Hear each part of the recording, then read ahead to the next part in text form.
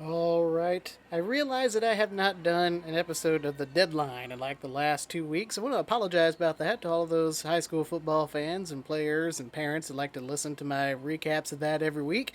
I've had a couple of obligations here over the last couple of weeks where I was at Bristol for the NASCAR race, had to get up and leave super early that Saturday morning to get up there, and then this past Saturday I had to be at Clemson also super early in the morning to try to beat traffic to go cover the Clemson Florida State game, so I just have not been able to record one of these. So I thought I'd go ahead and just take care of it here late on this Monday as we're getting ready to go into region play, because what better time with region play starting up this week? So I'll touch on what's happened over the last 2 weeks with all of our local high school football teams, starting in week 4 with Chapman at Clinton. Was this game a playoff preview? Yes, it most likely was. It was the fifth meeting between these two teams since 2020. Chapman got up there and they put pressure on Clinton early on. They got the opening kickoff. They marched 80 yards on their game opening drive. And then Chapman drew first blood when Coleman Gray hit Sean Cunningham in the flat and went the distance for a 65-yard catch and run. Then they decided to really increase the pressure and really set the tone for the rest of the game by going for two. Chapman was successful with it. They went up 8-0 from there. It kind of became a game of missed opportunities. I mean, both teams did move the ball really well. Both teams seemed to kind of have made a decision that there wasn't going to be any punting or field goal kicking in this game.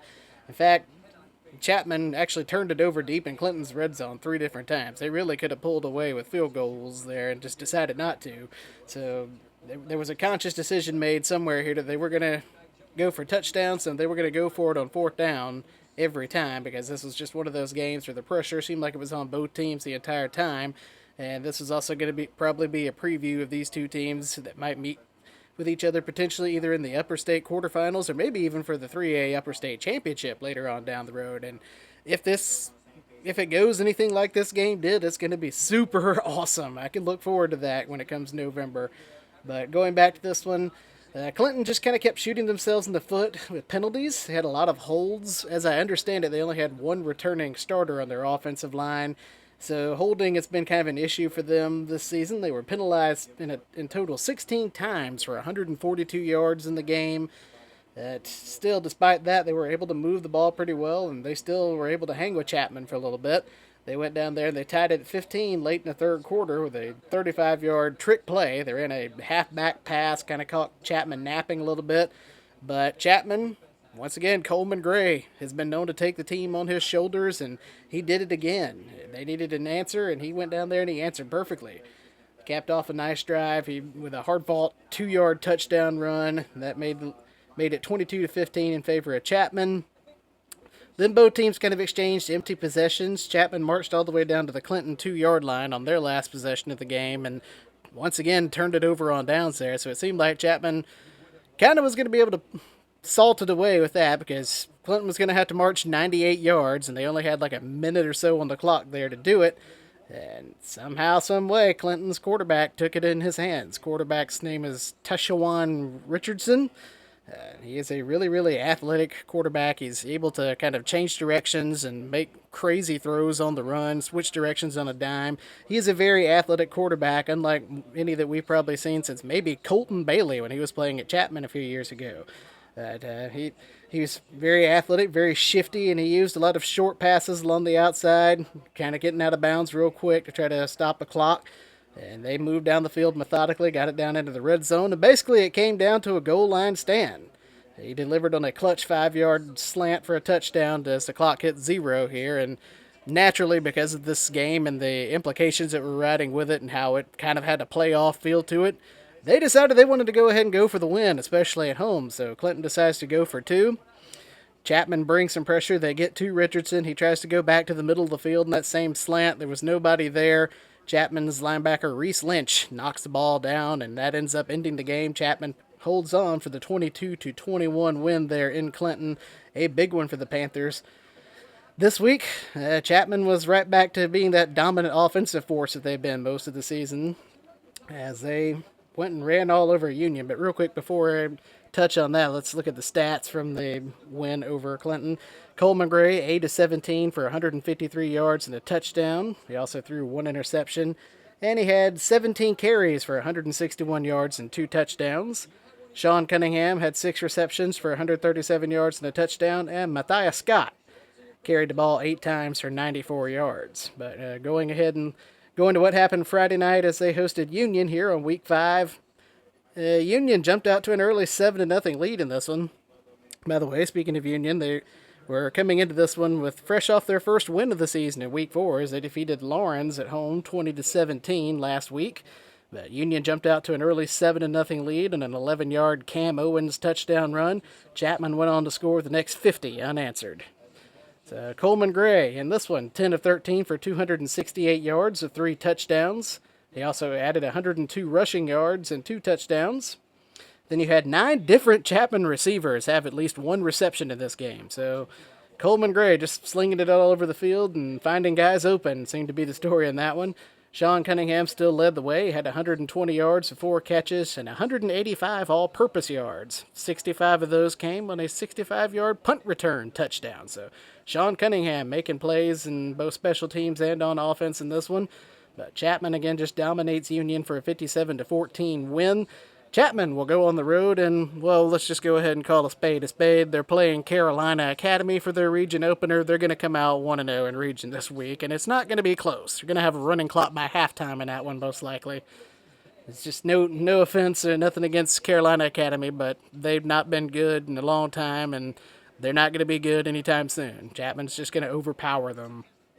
All right, we're going to go ahead and jump ahead to a Week 5 matchup just to keep going with the trend of games that I was at. Boiling Springs versus Clover this week. Boiling Springs, Week 4, they had a nice bounce-back win after a disappointing offensive showing and a tight defensive ball game they played down at Hillcrest that got away from them late.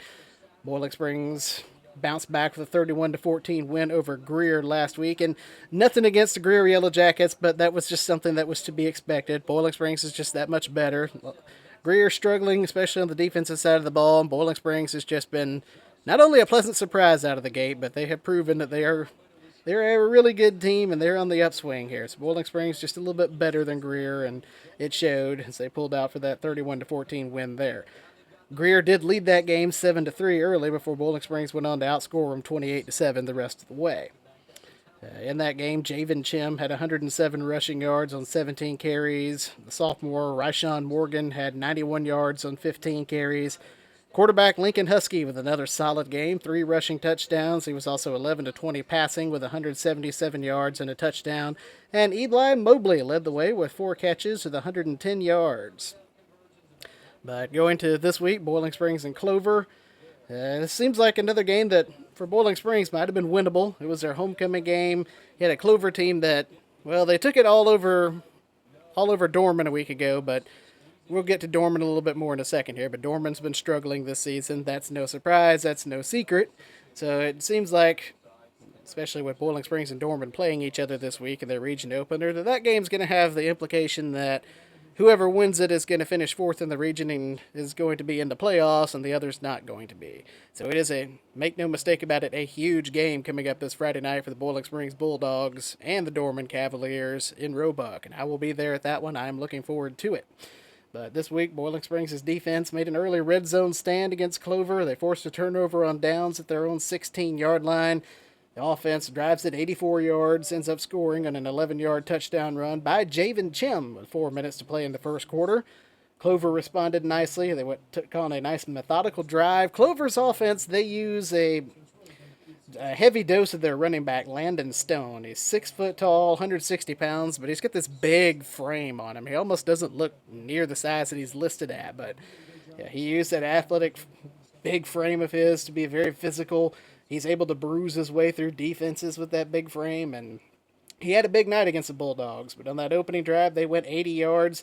He scored on a 3-yard touchdown run. They missed a PAT, so Boiling Springs has a narrow 7-6 lead. Boiling Springs failed to respond there, and Clover took advantage of that. Boiling Springs has a very aggressive pass rush. Boiling Springs did bring a lot of pressure, and that kind of came back to bite them a lot because it kind of lulled the defense in the secondary asleep quite a bit. Clover was able to get a lot of guys in there back behind the secondary. There were a lot of busted coverages, and it came back to bite Boiling Springs a lot in this game. But On this particular drive by Clover where they went to take the lead, they converted two big third and longs. One of them was a walk-in 31-yard touchdown reception there. It made it 13-7 going into the half. Boiling Springs gets some momentum going into the second half as Javen Chim takes the very first play from scrimmage of the second half, 79 yards for a touchdown, puts Boiling Springs up 14-13. Then after that, Boiling Springs' defense forces a quick 3 and out. Looks like the momentum's going Boiling Springs' way. They might be able to start to pull away in this one. And then, well, once again, Boiling Springs shoots themselves in the foot. They could not get out of their own way.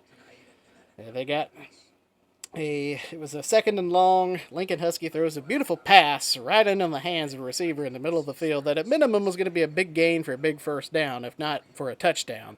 Instead, it was turned into an ugly drop instead. That led to the very next play. Lincoln Husky fumbles it, has to fall on it. He loses like 3 or 4 yards. Boiling Springs has to punt because it's a 3 and out. They pin Clover deep. Clover gets pinned back down at their own 15-yard line, but still, Clover managed to drive it 85 yards to retake the lead. Boiling Springs goes 3 and out, and then Clover starts to pull away on the punt return. On the next one is in the ensuing punt. Clover's punt returner muffs it. He picks it up and catches Boiling Springs napping at punt coverage this time as he managed to take off down the far sideline, went a long way for a touchdown, and then they caught Boiling Springs napping again on special teams as they decided they were going to pooch kick, I should say, the ensuing kickoff. There was nobody anywhere near where he kicked it to try to recover it. Granted, not only did it catch Boiling Springs off guard, but it did look like it might be going out of bounds. So a little bit of credit to Boiling Springs. Maybe that's what they thought, that it was going to go out of bounds, but it didn't. It stayed in. Clover recovers it at the Boiling Springs 22, gets another touchdown out of that possession. They add on with a field goal in their next series, and Boiling Springs managed to score late, but just it was too little, too late. Clover goes on for the 36-21 win over Boiling Springs. The positive for Boiling Springs, Javen Chim, another pretty good game, had 176 yards on 9 carries with 2 touchdowns and 4 catches for 57 yards. Lincoln Husky was 12 for 20 with 118 yards and a touchdown. Boiling Springs drops a heartbreaker there on homecoming night. Kind of felt like they let it get away from them, and it was of their own doing. They'll look to rebound again this week with this huge matchup coming up Friday night at Dorman. Speaking of Dorman, week 4, again, they lost to Clover 35-13. Last week, of note, Dorman made a change at quarterback. They decided to go with Riley Scruggs over David Sorensen. Riley Scruggs threw 28 times in that game. He completed 17 of them for 243 yards and 2 touchdowns. Bugaboo for him is that he also threw 2 interceptions. Not only that, but they only had 1 rusher in double figures. That's been Dorman's big Achilles heel so far this season, is that they have just not been able to get a running game going. They've had to rely heavily on passing the ball, and that's just not the identity that you've ever seen with Dorman football. They have always been a team that has a running back and a quarterback established, and they have always been able to be balanced on offense, and they just have not had that this season so far. And that's not something that's going to be fixed going down the road at this point. So what you're going to see is Dorman's going to be slinging it around like Spencer Rattler in South Carolina. That's their offense, just like that's South Carolina's offense. They don't have a run game. And that's something that's probably going to hurt them a little bit against Boiling Springs, especially since, again, Boiling Springs is very defensive. They're aggressive is what I meant. They're going to be really aggressive there along that front 7, and they're going to come after Riley Scruggs. He's going to be under some duress in that game, and you can expect that Boiling Springs is going to turn the pressure cooker on, so to speak, on them. It may not bode well for Dorman. But this week, Dorman led pretty much the entire game down at River Bluff, only to see it slip away there in the last 5 minutes. They overcame an early 7-0 deficit, scored the next 21 unanswered, and then River Bluff just stormed all the way back with 14 unanswered of their own. I mean, Dorman did break back into the scoring column with about 10 minutes left in the game with a pick 6, but ultimately, River Bluff completed the comeback, held on for the 29-28 win over the Cavaliers. Riley Scruggs this week was 14 of 19 with 178 yards and a touchdown. But once again, they only had 1 rusher that was over 20 yards, and that was Bryce O'Neal. He had 53 net yards on 8 carries. Dorman now finds themselves in very unfamiliar territory. I've already talked about how they didn't have a quarterback established going into this season, and right now may or may not have found their quarterback now. But they also didn't know who their running back was going to be going into the season, and they've had so many different guys get carries in the game, but not be consistent and not establish themselves as the running back. And so that's why you're seeing a lot of guys that seem like they're not able to run for any more than 20, 30 yards in a game. You might get one guy who's lucky to be over 50. But this is just unfamiliar territory for Dorman to be 1-4, unbalanced on offense. I mean, coming into the season, we knew that Jake Morris is going to have his work cut out for him to build the program back up. The question is, how much patience is Dorman going to have with him? I mean, he is one of their own. I think everybody there at Dorman knew that this was going to be a tough rebuild for them. But how much patience are they really going to have with this? Because if they don't beat Boiling Springs Friday, let's just be honest, they are not going to make the playoffs. There's no way that they're probably going to pull out a win when their next games are going to be against Spartanburg, Burns, and Gaffney back to back to back. I don't think it's quite in that order, but nonetheless, that's 3 brutal games in a row against the three best teams in 5A, and that's not going to go well for them. So if they don't beat Boiling Springs Friday night, reality is Dorman's finishing 5th in the region and they're not making the playoffs this year. And that's just truly unfamiliar territory for a program that's so well respected as the Cavaliers are. All right, speaking of well-respected programs, a look at Gaffney. Gaffney in Week 4 just absolutely had it rough. They hosted Northwestern. Northwestern, a very loaded team down in 4A that, honestly, if they were on the 5A level, Spartanburg, Burns, Gaffney, they all would be in trouble. No question about it, Northwestern would win the 5A state championship this year if they were on that level. But Gaffney got kicked really hard at home last week, 49-24. It was apparent that it was going to be a long night from the beginning as Turbo Richard, the running back there from Northwestern, ran the opening kickoff back for a touchdown. And Riley Staten, the transfer quarterback coming into Gaffney this year, faced his first true bit of adversity. He struggled with accuracy. He struggled with his decision-making. He had a few overthrows. He threw an interception. And he just had a few moments where he just kind of held on to the ball a little bit too long. All of those things are typical of a guy that's a first-year starter at quarterback. But nonetheless, Riley Staten was coming into this season dealing with a lot of pressure to perform. Yeah, he was put on the preseason Mr. Football watch list. Everybody had heavy expectations that he was going to be able to fill the shoes of Grayson Loftus. Those are big shoes to fill. And I think it's kind of unfair in a way to almost throw those expectations on him.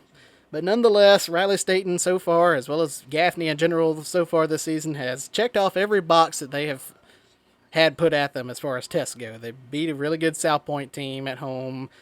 Yeah, they had the loss at Crest, but they played really well in that one, and Crest is actually a pretty good team apparently.